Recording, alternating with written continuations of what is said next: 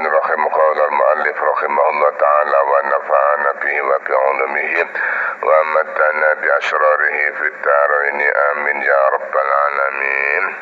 Sama nikah masih lanjut ayat 156. Nggih, betul, masih surat An-Nisa episode 177 ayat 156. A'udzu billahi minasy syaithanir rajim. Bismillahirrahmanirrahim. Wa bi kufrihim wa qawlihim ala Maryam buhtanan 'azima.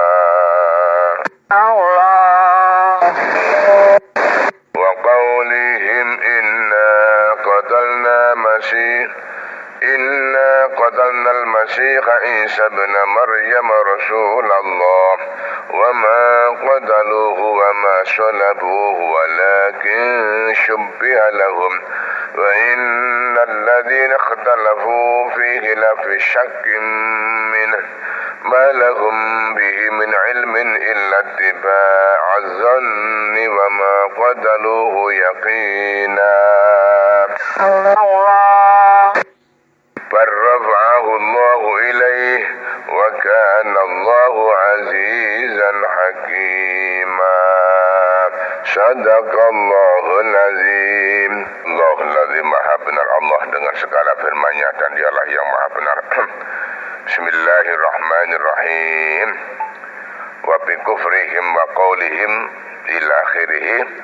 Kalau kemarin masih mengkisahkan tentang orang-orang Yahudi kaum Nabi Musa sing daplek sing mokong-mokong, mulai ayat 156 ini mengkisahkan kaum Nabi Isa.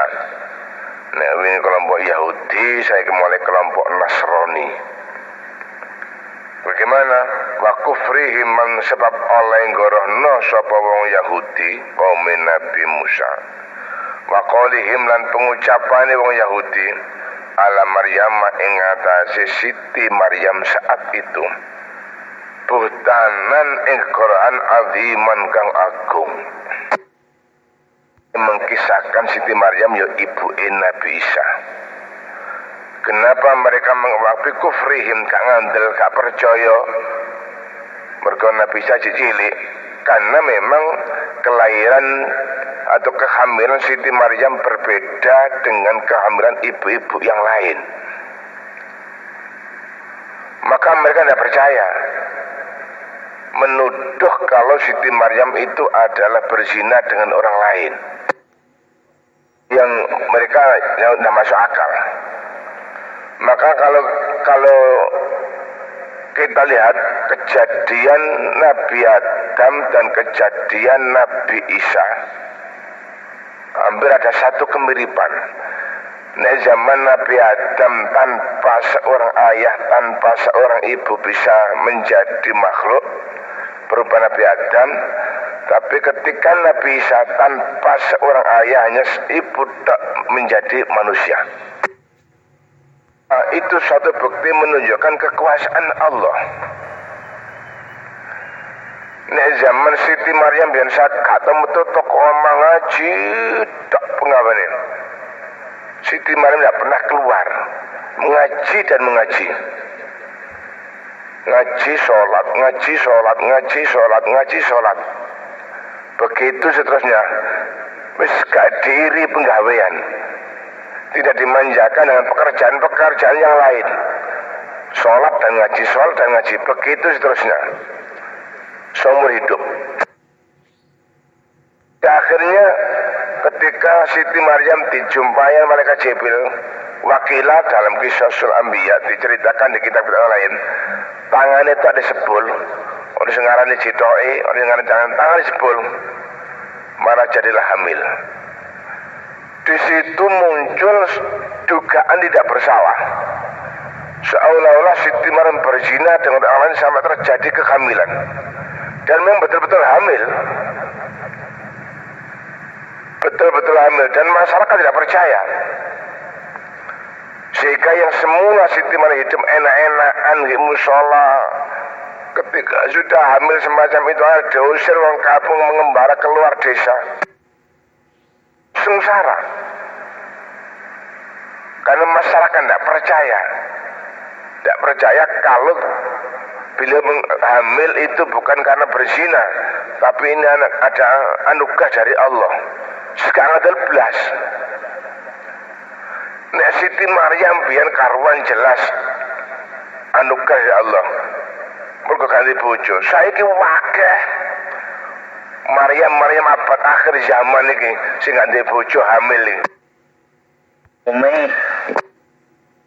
Apakah Salome, apakah LKMD atau apa saja sejenisnya, awake wis hamil tanpa nikah, hamil tanpa seorang ayah yang resmi. Siti Maryam jelas, makanya wajar ketika muncul di permukaan pada akhirnya dituduh Isa binullah, Isa anak Gusti Allah. Walaupun pernyataan itu salah. Nah, Isa bin Maryam betul. Isa anaknya Siti Maryam iya. Sehingga cara saiki nggih akte kelahiran tanpa menyebutkan seorang ayah, dan di situ ada hanya menyebutkan seorang ibu boleh. Karena mereka memang tidak punya ayah, hanya ibu tok, boleh. Dia nama ibunya bin ibunya atau binti ibunya. Lah mereka sengaja buhtanan azimah, mereka menyebarkan berita bohong kepada khalayak alami. Diisukan Siti Maryam berzina, sekarang hamil. Itu sudah menyebar ke seluruh daerah saat itu, Mesir kono. Pernah itu menyebar. Siti Maryam katanya seorang muslimah yang betul-betul taat pada Allah, ternyata sekarang hamil. Diisukan seolah berzina, tapi tidak jelas siapa laki-lakinya.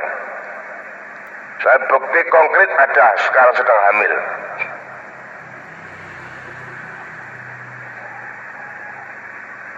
Mereka berdasarkan bukti konkret autentik yang dialami oleh Sayyidah Maryam, ya, Sayyidah Maryam. Dengan ucapan yang semacam itu mereka percaya, sehingga Sayyidah Maryam pun tidak boleh di kampung, harus keluar dari desa karena perbuatannya. Padahal saat itu hamil sudah tua, hampir melahirkan. Saking sengsaranya gak kuat, senden di bawah pohon kurma yang sudah mati.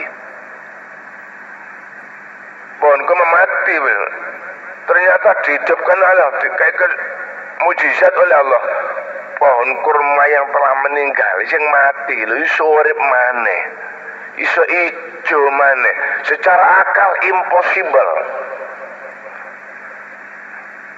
Bahkan ono nyanyian, percuma air kau siramkan pada pohon yang telah mati. Yang di sini dari Rita Tas LV kemudian. Rita Sugiarto, Pak. Kan. Lah ini Sayyidah Maryam saking gak kuat ono kurma garing dikesen dan wis gak kuat melakukan wis. Tanda-tanda melahirkan sudah ada. Ijen kate dukun bayi. Loh, bibarokatillah kurma sing wis mati garing iku lho urip maneh subur makmur wae gembel.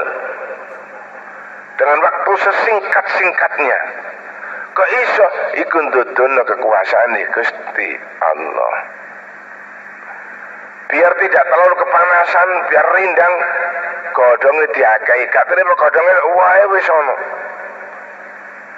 Mergo saking lesune mari diusir wong kampung mergo wae ono, dirutono ke salah-salahe. Kurma rutuh, itulah yang dimakan oleh Sayyidah Maryam ketika pada saat melahirkan. Wit garing bisa berbuah, bisa berdaun, hidup kembali. Iku ndudono kekuasaan Gusti Allah. Sakmono Gusti Allah hale nulung hambanya. Secara akal nggak mungkin. Makanya kebuhtanan azimah, berapa banyak berita bohong yang tersebar saat itu, berbagai macam. Wallah wis yang mengisukan tentang pribadi Sayyidah Maryam.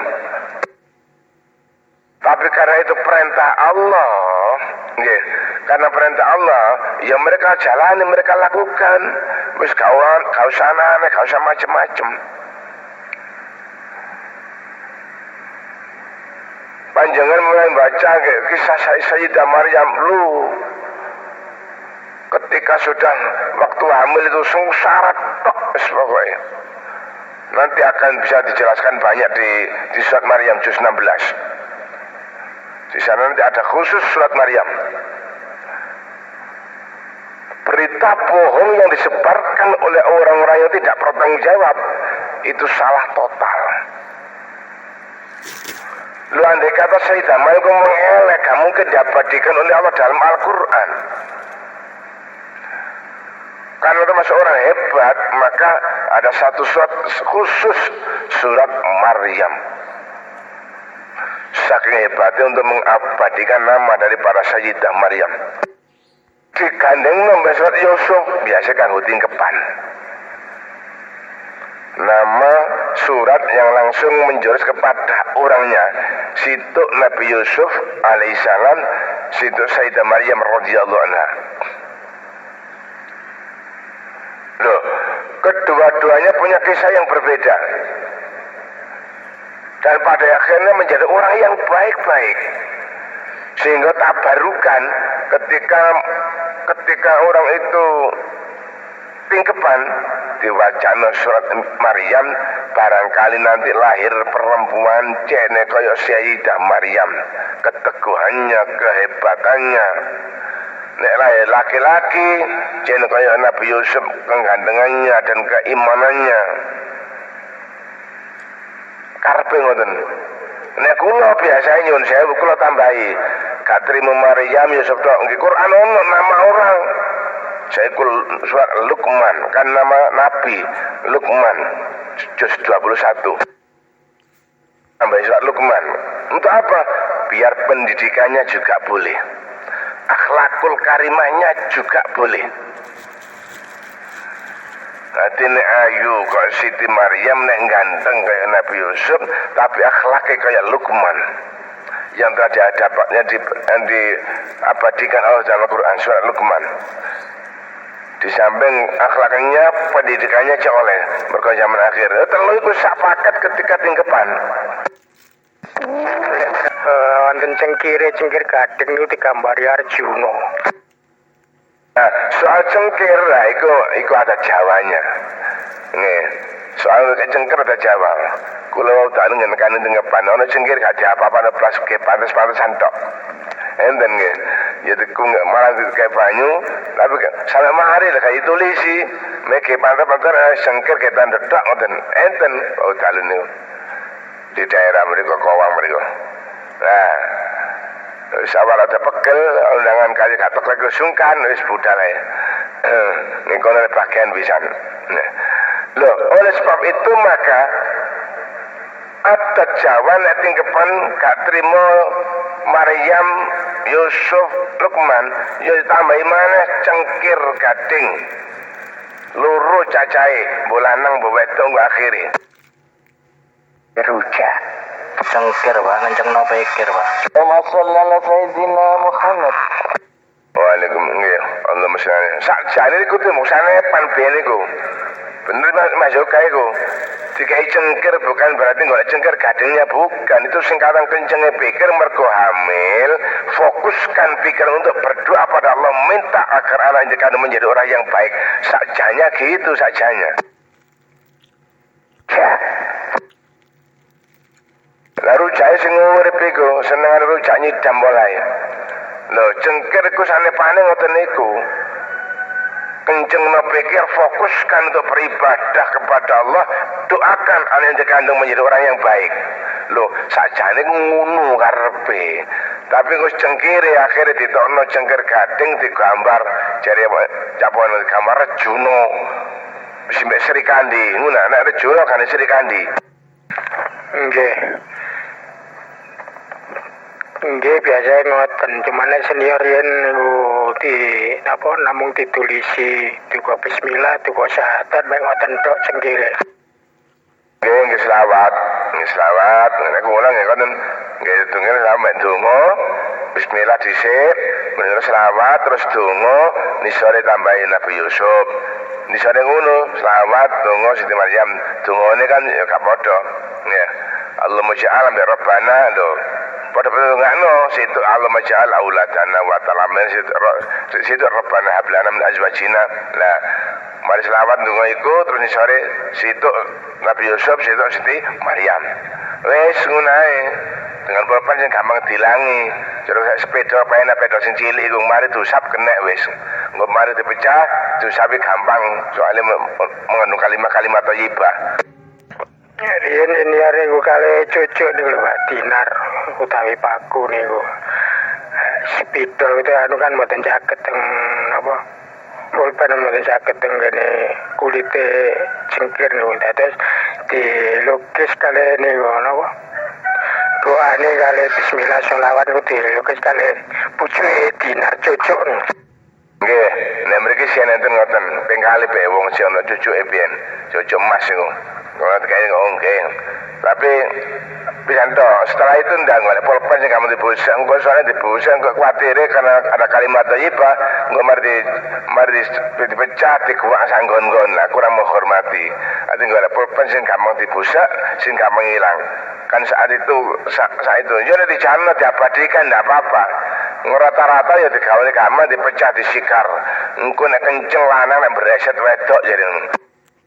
Nek versine Pak Ireng benten Mbak cengkir niku gara-gara gak iso kenceng akhirnya tersingkir begitu Mbak.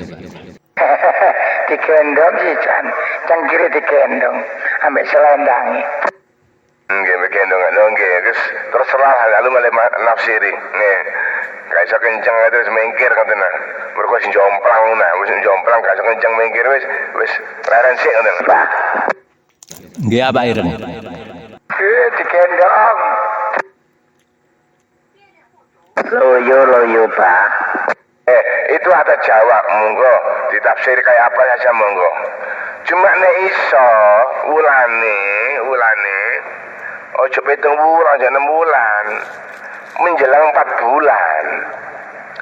Cek kurang ketara menjelang 4 bulan. Karena ketika menjelang 4 bulan itu belum ada transaksi, belum ada MOU. Dungano bareng-bareng nanti MOU-nya cek api-api. Nek wis 6 bulan, 7 bulan MOU sudah jadi, keliwat. Tapi menjelang 4 bulan itu mau jadi MOU, mau dipasang nyawanya, mau dicatat ini macam-macam. Lah sebelum dicatat oleh Allah semacam itu didongakno agar menjadi anak-anak yang baik, yang kuat, yang kokoh, ahli ibadah. Didongakno wong akeh ngoten niku. Lah wong Jawa diwalik nek tinggepan petunggon geden-gedenan tapi nelone cukup tumpeng situk, lah itu kualik. Di Jawa ya iya aja 7 bulan. Tapi secara Islami ya kurang pas. Salah kan ndak wong sedekah kok salah. Ndak sampai disalahkan. Cuma kurang pas. Pasnya ya menjelang 4 bulan iku engko. Lah biyen Nabi Siti Maryam kalau tingkat tegepan, wes jangkau tingkepan wong kampung mau menyebarkan berita bohong ngoten. Iki hamil tanpa nikah kan bapakne ngulis rada sekojangan, sudah terbiasa kono kene akeh. Bahkan kalkulasi 40% anak pertama itu LKMD, surveinya begitu. Pertama LKMD, makanya kalau sing ngurusin, kalau sing asli itu naik. Nih, kalau ngurusin sing asli ya apa? Di mana? Kapan? Nah. Lebih kita anak tamu yang apal Quran bisa jan. Wedok, kok nggak ada jodoh, sembarang, pokoknya sing gelem. Pokoknya sing ahli ibadah juga. Mondok di daerah Mojokerto, tapi asli Nganjuk. Tapi sekarang ikut ngajar Mojokerto, bene dan jodoh wong lanang pas. Niki, oke, nggak tawarne wong ngedukur beono. Wajak yoga setali. Hafal Quran. Kabeh Nganjuk mergo nggih pondoke dikon ngewangi melok nyemak sing arep apal-apalan pisan. Lho. Ana anak yai nganjuk juga, ya anak yai. Mustajab lah soalnya ini lah itu sih. Kawan-kawan yang tanah 9 ada Pak Yai. Wah, tidak memandang semacam itunya. Oh, tidak pulang ke Nganjuk kok, pulang di Mojokerto kok. Di Mojokerto kan ngewangi masuk pondok ini. Disuruh bantu di situ. Loh, sing kaya ngoten niku. Resmi. Lah, nek ndelok kisah Siti Maryam semacam itu yang mengerikan semacam itu kita harus hati-hati. Ya. Kita harus hati-hati bahwa ayo ditiru ibadahe, ojo niru ayune tok. Engko Nabi Yusuf yang ojo niru gantenge tok, ayo niru ibadah ya kaya Nabi Yusuf. Nek Lukman yang ojo niru pendidikan itu tapi akhlakul karimah ya apa carane? Disampun didikan oleh akhlakul karimah jane oleh. Ini yang paling pokok. Karena nilai seseorang ditentukan oleh akhlakul karimahnya. Pinter, hebat, ya apa nih kalau akhlak dipandang manusia tetap jatuh. Kapalnya pinter, kapalnya iso, tapi akhlakul karimah mulia orang ini. Karena banyak dipuja orang, mereka toko akhlaki. Allahumma sholli ala sayyidina Muhammad. Allahumma sholli alaihi wa sallam. Itulah yang sekarang ditiru oleh sekolah-sekolahan untuk meluluskan, untuk menaikkan siswa dilihat dari akhlakul karimahnya, dilihat toko akhlaki, morali. Apalagi akhir zaman semacam ini, dekadasi moral semakin meningkat, semakin melonjak. Lah anak cucu kita harus kita bina dengan baik, itu hati-hati. Jangan sampai terjebak sehingga ngoten niku. Nanti ketika lahir ada lagi, belum sana. Iki nyeritakno Siti Maryam ketika hamil keluar dari rumah dan mereka merantau diusir orang kampung. Wis ngono tok. Lahiran ini sorowet kurma sing garing, dumadaan menjadi subur. Daunnya banyak, rindang, jaga kepanasan, langsung buahnya banyak, langsung jatuh sekali menek, itu dimakan oleh Siti Maryam. Mereka lahir lesu, kakak pernah dinti, kok iseng melaku, yusukunu kemang, kurma ruto dipangan. Tuh, kalau sebutan ayu kok benten kalau nek damel pujian niku Pak. Temen wong kang lah itu kok Siti Fatimah Pak, kok bukan Maryam. Nggih. Siti Fatimah yo ayu kan. Siti Maryam ayu. Kenapa harus itu menghormati Kanjeng Nabi? Menghormati Kanjeng Nabi. Mergo idolanya, cara saiki ngoten wis paling nomor 1 sehingga para sahabat kepingin dadi mantune Kanjeng Nabi ndelok ayune Siti Fatimah. Pujian duduk Siti Maryam atau Fatimahnya itu oleh hormati Kanjeng Nabi, hormat dengan satu-satunya putri Nabi,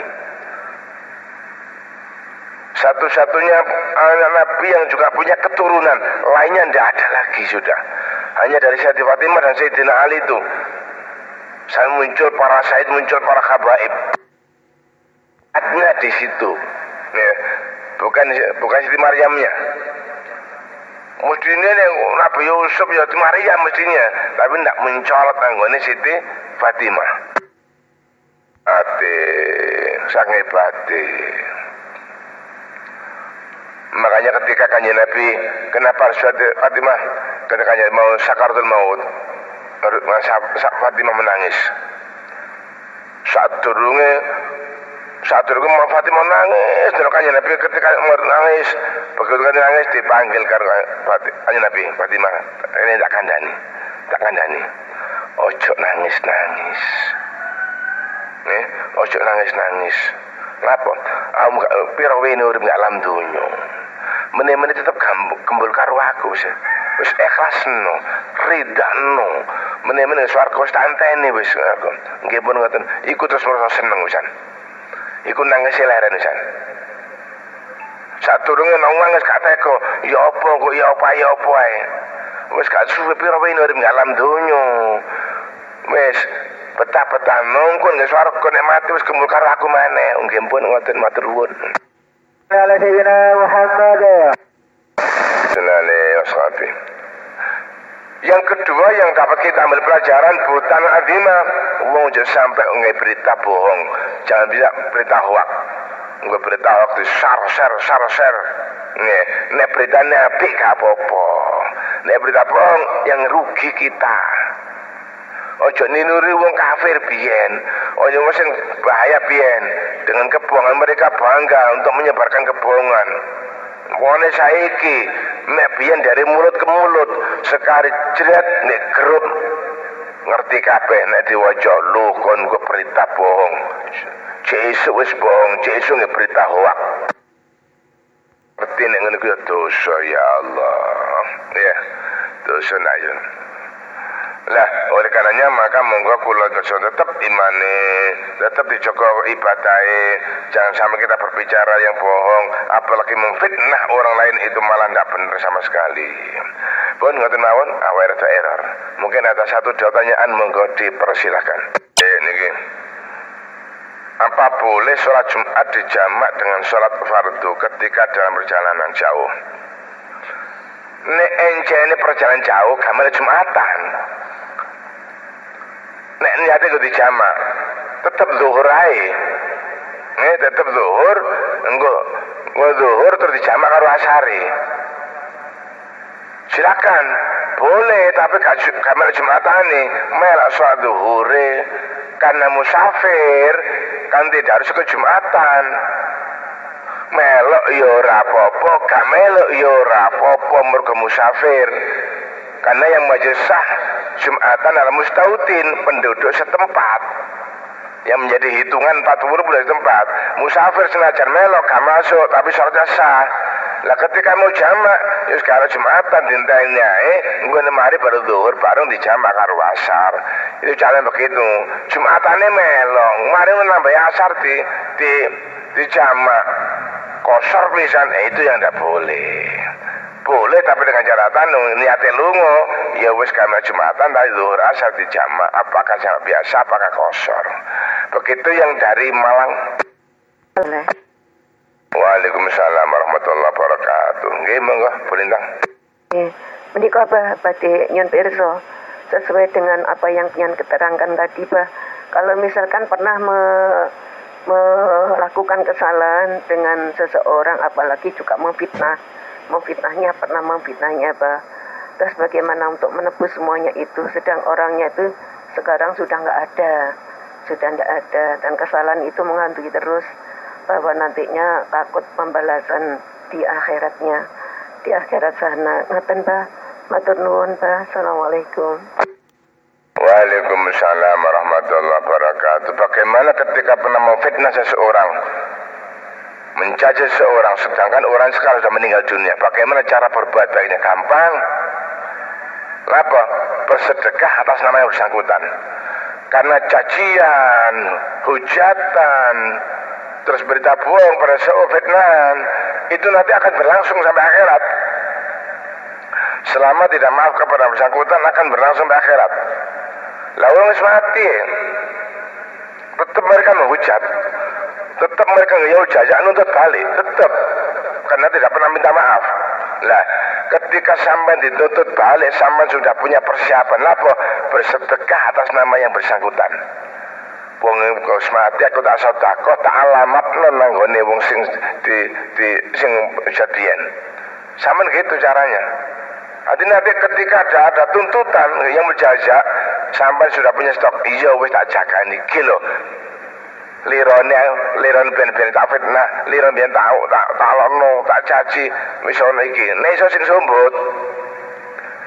Tetap mereka akan menuntut, tapi kita punya persiapan untuk sedekah yang kita hadiahkan, kembalikan sebagai gantinya. Samanya ganjang namanya gak kalau, ini gak ngono enteng kok. Ini anak ngono ya muka-muka cukup ya, diperkirakan masalah besar atau kecil, sedekah sing akeh atau cilik tapi sering. Eling nek dibetang wong biyen, wis tak sedekah kok iko untuk cadangan ketika yang berjasa. Untuk melintang. Kalau punya hutang, Pak, punya hutang sedang ahli warisnya juga ndak tahu bagaimana Pak.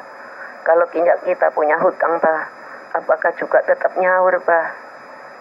Tetap selama hakul adami, selama antar sesama manusia, apakah hutang atau kesalahan apapun, tetap nanti muncul jamu jaza.